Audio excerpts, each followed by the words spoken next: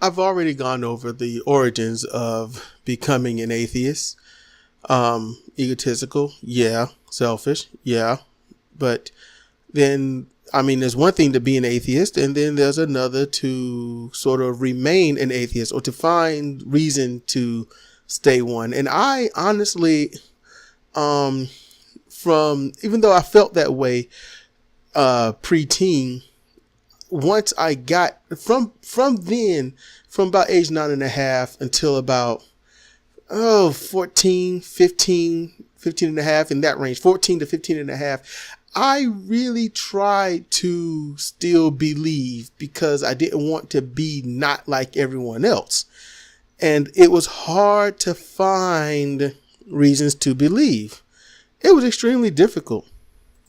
So what happened was I was heavily into dinosaurs. Loved them. The kid mindset of, man, dinosaurs would be so cool. They'd be my friend. And, we could go on adventures together, and mom would buy me the little plastic dinosaurs in these bags, and they come in assorted colors and whatnot. And my favorite was not the T-Rex. Oh no, that wasn't my favorite. My favorite, I only had two favorites, and that was the Diplodocus and the Allosaurus. And the Diplodocus sort of got tied with the Brontosaurus, which now they call the Brachiosaurus. Anyway, whenever they make up their mind what they, so, so you're wondering about dinosaurs, why dinosaurs? Because dinosaurs, I love them. And, they're, millions of years old, millions. So, and when I was a kid, I'd only heard, 65 million years old. Okay, that's, 65 million years. I knew 65 million years was a lot longer than what per se was in the Bible when they, God made everything just 2,000 years ago. At the time, I know it's different today. Now it's 6,000, but when I was a kid in the 80s, and up into the 90s and whatnot, it was 2,000 years. That's what they were espousing. So 2,000 years, I thought, but that's just 2,000. We're talking 65 million. So how did he make the earth and everything in, so instantly, and somehow the dinosaurs are much older than, I can't really even go into my, oh man. I just can't do it right now for that. That's just the time. It don't make sense. But it's, when it comes to this, I would question mom, and she would like, you really think something that big actually walked around on the earth, something that big, and then a rock coming from the space killed him? Please, you better get yourself back in that book. I'm like, but I'm just, and I remember I said, I asked her, I said, well, if a rock couldn't kill them from space, then how is it that people get stoned to death in the Bible that I heard about the preacher saying? But you don't know what you're talking about. And that would pretty much be it. That'd be the end right there. So I'm like, okay. And then I had a friend at the time, when I was there, oh my goodness. He's not Christian, although his family wants him to be Christian. He's Muslim, although he practiced nothing of the sort. Literally nothing. And I'm going to call his name out, but not his whole name is Bashan, or he would tell you to call it Bashan. And I was talking to him, in the front yard of his grandmother's house. And he was like, and I was telling him that I just can't believe in God and Jesus and all that. That's just not my thing.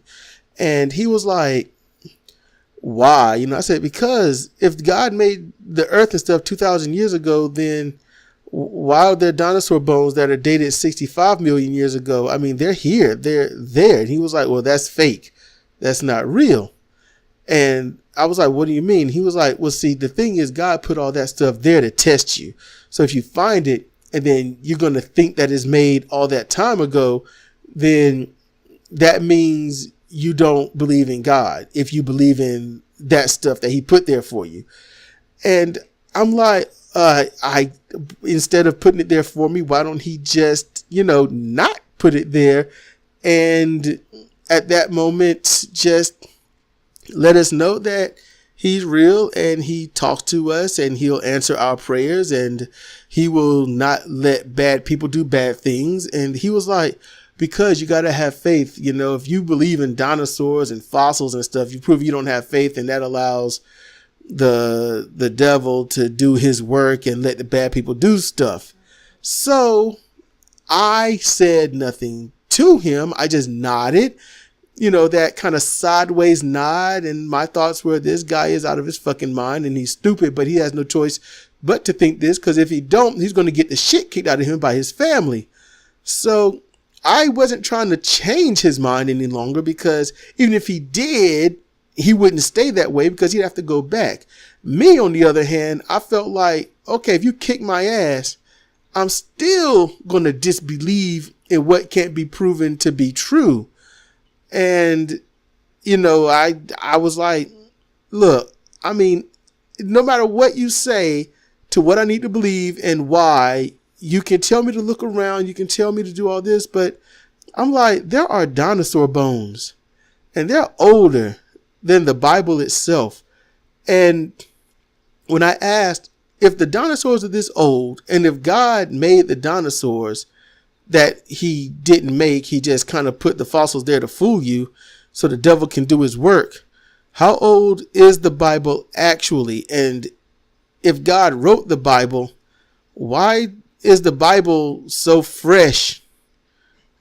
I don't know. That's just how I was back then. And I was like, to me, I'm the only one, but I'm like, these people are crazy and I'm not.